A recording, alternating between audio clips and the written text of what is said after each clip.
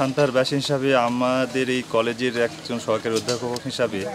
আমি বলতে চাই যে আমরা প্রতিনিয়তই আমাদের কলেজে প্রায় 250-300 ছাত্রছাত্রী, সেটা এই একমুখী রাস্তা দিয়ে যাওয়া আসার একটা প্রধান পথ। তো সেখানে বিশেষ করে আমরা যখন কলেজ আওয়ারের পরে সময় আমরা ছাত্রছাত্রীদের যাই, এখানে একটা দুর্গন্ধযুক্ত একটা পরিবেশ পাই। এখন এই পরিবেশে আমরা শিক্ষকেরা একাধিকবার পৌরসভায় লিখিতভাবে বা মৌখিকভাবে করার পর সামটাইম কয়েকটা দিন আমরা কিছু সময় পাই যে হয়তো একটু নিরাপদে থাকি, তারপরে অ্যাজ ইউজুয়াল একই টাইমে এই পর্যায়ে চলে। তো এখন যে পরিবেশগত দিক থেকে আমরা যে এই যে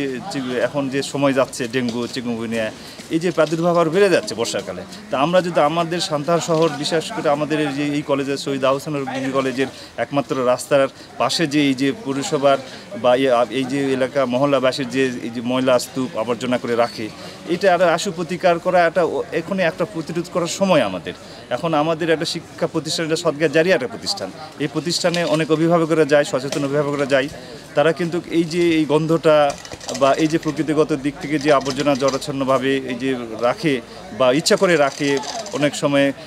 রাতের আধারে রাখে, এটা প্রতিকারের জন্য আমি বর্তমানে পৌর প্রশাসকের কাছে জোর আবেদন জানাচ্ছি এবং অচিরেই এটার একটা সুব্যবস্থা করছি। এবং শুধু সামটাইমের জন্য নয়, এই সময়ের জন্য নয়, সেটা যেন স্থায়ীভাবেও এই যে পরিষ্কার পরিচ্ছন্ন রাখে। বিশেষ করে পাশে একটা আমাদের স্বাস্থ্য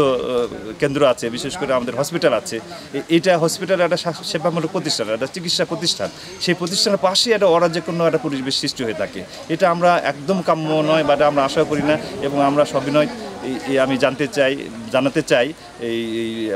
মিডিয়ার মাধ্যমে যে আমরা যেন এই অবস্থানটাকে চিরতরে একটা সমাধানের দিকে চাই এবং আমাদের পরিবেশটা